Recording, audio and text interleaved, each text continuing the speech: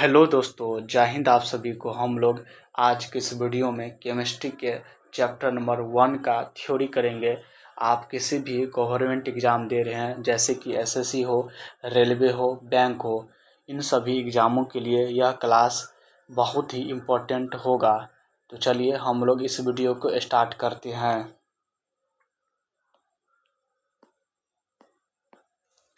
रसायन विज्ञान विज्ञान की वह शाखा है जिसके अंतर्गत पदार्थ की रासायनिक संरचना, स्ट्रक्चर, गुणधर्मों, प्रॉपर्टीज तथा परस्पर रासायनिक अभिक्रियाओं और उनके परिणामों का अध्ययन किया जाता है। उसे क्या कहते हैं? रसायन विज्ञान कहते हैं। क्या कहते हैं? रसायन विज्ञान कहते हैं।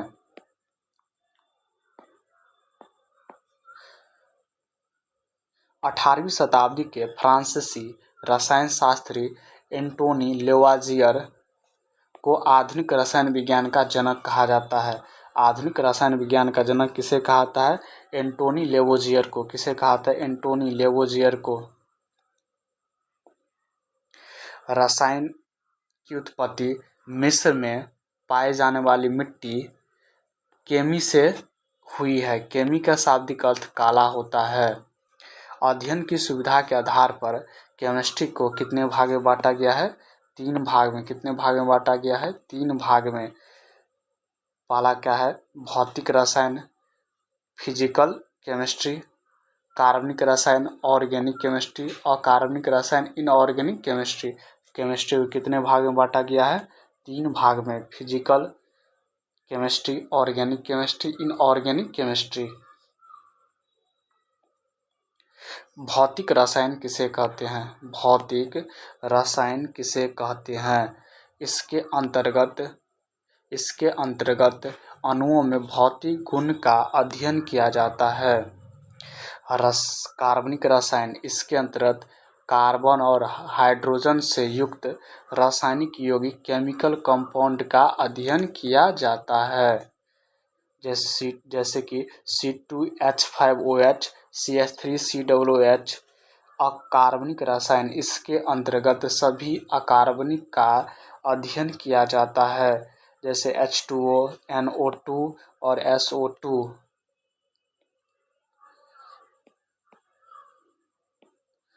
हम लोग देखते हैं पदार्थ क्या होता है।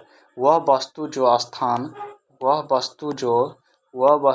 स्थान घेरे तथा जिसमें भार हो उसे पदार्थ कहते हैं, जैसे हवा, पानी, गैस इत्यादि।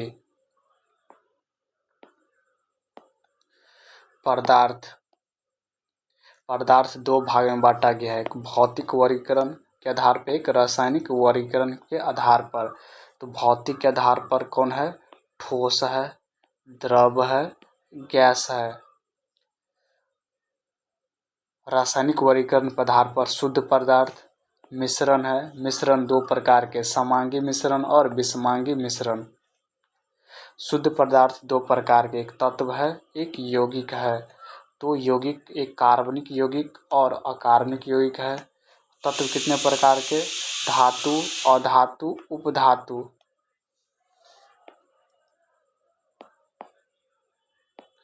भौतिक अवस्था के आधार पर पदार्थ के मुख्यतः 3 वर्गों में बांटा गया है। कितने वर्ग में बांटा गया है? 3 वर्गों में। ठोस, द्रव, गैस। ठोस, द्रव, गैस में बांटा गया है।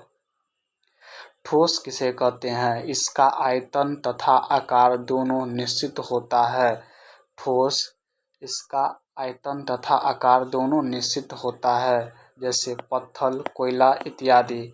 द्रव, इसका आयतन निश्चित लेकिन आकार परिवर्तनशील होता है, जैसे पानी, दूध, तेल इत्यादि। गैस, इसका आयतन तथा आकार दोनों परिवर्तनशील होता है, जैसे कोल गैस, मीथेन इत्यादि।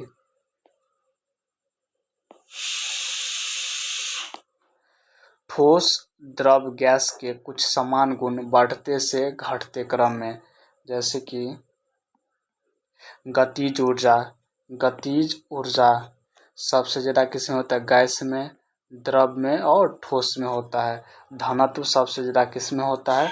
ठोस में, द्रव में, गैस में। अंतर आणविक आकर्षण बल। अंतर आणविक आकर्षण बल सबसे ज़्यादा किस में होता है? ठोस में, द्रव में और गैस में। अंतर आणविक स्थान सबसे ज़्यादा किस में होता है? गैस में, द्रव में, ठोस में।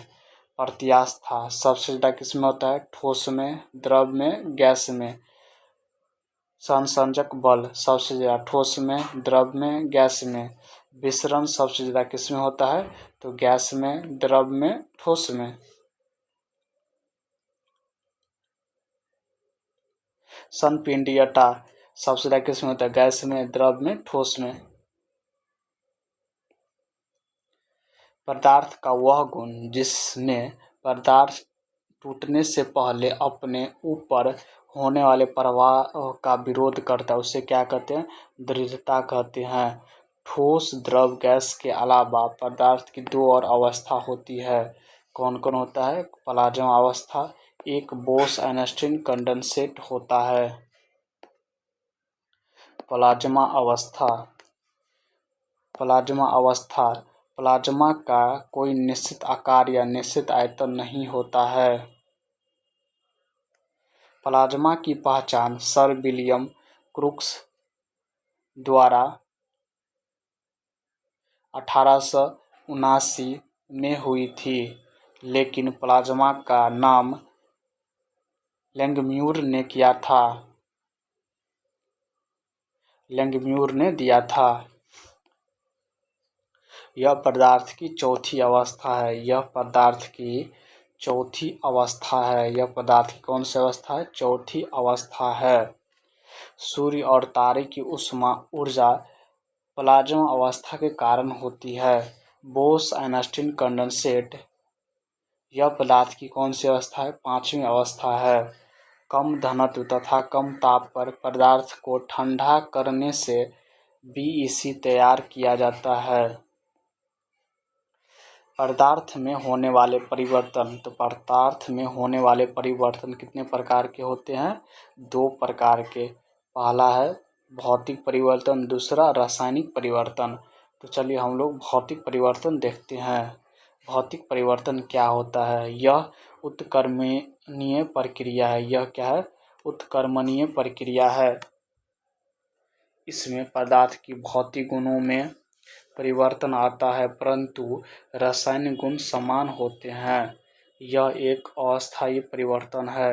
इन परिवर्तन में कोई भी पदार्थ परिवर्तन होने के बाद पुनः अपनी पूर्व अवस्था में आ सकता है।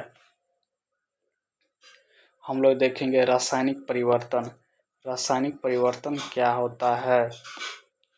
रासायनिक परिवर्तन यह एक अनुत्क्रमणीय प्रक्रिया है। इसमें नए पदार्थ का निर्माण होता है जो अपने मूल पदार्थ के रासायनिक और भौतिक गुण से भिन्न होते हैं। यह एक अस्थायी परिवर्तन है। इन परिवर्तन में कोई भी पदार्थ परिवर्तित होने के बाद पुनः अपनी पूर्व अवस्था में नहीं आता है। रासायनिक परिवर्तन में अपनी पूर्व अवस्था में आ जाता है, लेकिन भौतिक परिवर्तन में पदार्थ अपनी पूर्व अवस्था में आ जाता है, लेकिन रासायनिक परिवर्तन में पदार्थ पूर्व अवस्था में नहीं आता है। भौतिक परिवर्तन और रासायनिक परिवर्तन में कुछ अंतर है। CO2 से सूखी बर्फ का बनना, ये क्या है? भौतिक परिवर्तन। मोमबत्ती का पिघलना, भौतिक परिवर्तन। पानी से बर्फ का बनना, भौतिक परिवर्तन। पानी का वाष्प बनना, भौतिक परिवर्तन। चीनी या नमक का पानी में मिश्रण, भौतिक परिवर्तन। शुष्क बर्फ का सब्लिमेशन, भौतिक परिवर्तन। कपूर का जलना, ये क्या है? भौतिक परिवर्तन है। रेत का पानी में विलयन, ये क्या है? भौतिक परिवर्तन। अम्लीकृत जल का वैद्युत अपघटन, ये क्या है? भौतिक परिवर्तन। लोहे का चुंबकीकरण, यह क्या है? भौतिक परिवर्तन। मक्खन का खट्टा होना, ये क्या है? भौतिक परिवर्तन। मोमबत्ती का जलना, रासायनिक परिवर्तन। अगरबत्ती का जलना, रासायनिक परिवर्तन। खाने का पचना, ये अपनी पूर्व अवस्था में नहीं आएगा, तो ये क्या हुआ? भौतिक परिवर्तन। लकड़ी का जलना, लोहे पर जंग लगना, दूध से दही बनना, फास्फोरस को केरोसिन तेल में डालना, सोडियम को पानी में डालना, प्लेटिनम तार का जलना, पदार्थों का किण्वन, पेट्रोलियम गैस का दहन, ये सब क्या है? रासायनिक परिवर्तन क्या है? रासायनिक परिवर्तन, रासायनिक परिवर्तन है। चलिए आगे चलते हैं। आगे कुछ पॉइंट है। मोमबत्ती के जलने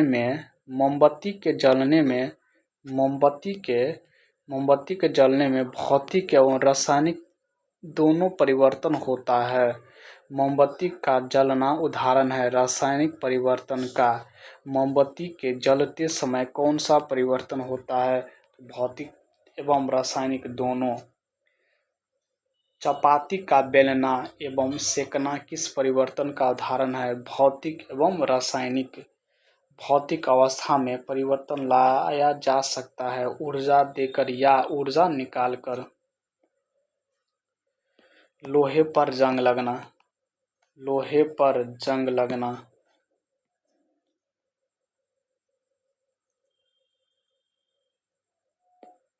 लोहे पर जंग लगना रासायनिक परिवर्तन है। लोहे पर जंग ऑक्सीजन और नमी की उपस्थिति में लगता है। जंग लगने के लिए O2 प्लस जल अथवा जलवाष्प दोनों की आवश्यकता होती है। लोहे पर जंग लगने से उसका भार क्या होता है? बढ़ जाता है। लोहे पर जंग लगने से उसकी आयु क्या होती है? घट जाती है। लोहे को जंग से बचाने के लिए जस्ते का लेप किया जाता है। यह प्रक्रिया जस्तीकरण कहलाती है। किसी द्रव में लोहे का कील अपना चमक खो देता है, किसके कारण होता है? शीतल पेय के कारण।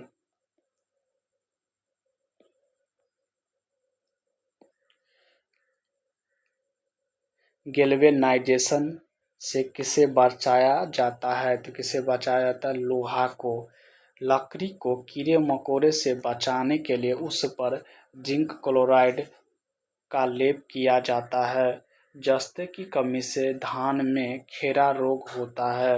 लवण युक्त जल जंग लगने के प्रक्रम की दर को बढ़ा देता है।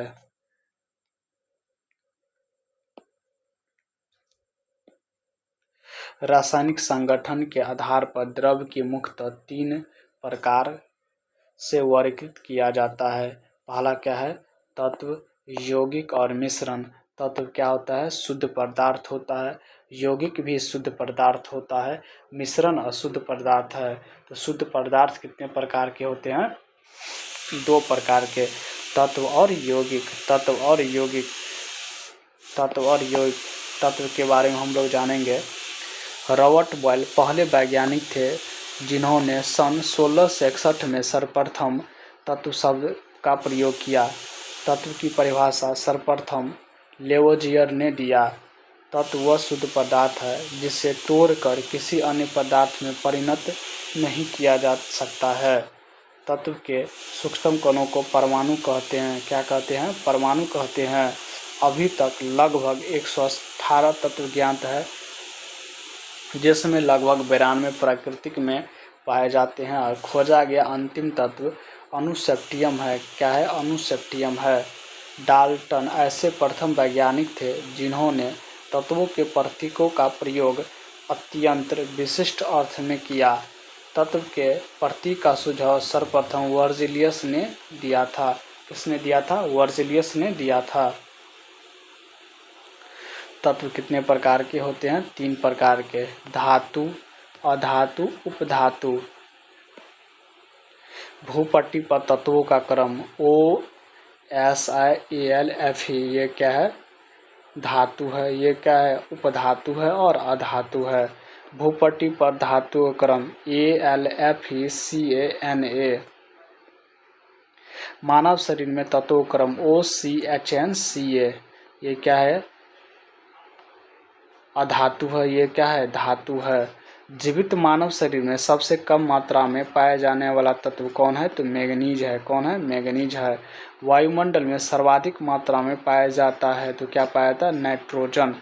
ब्रह्मांड में सर्वाधिक मात्रा में पाया जाता है तो हाइड्रोजन पाया जाता है। यौगिक यहाँ से हम लोग अगली कक्षा में देखेंगे। तो आज के लिए इतना ही। जय हिंद।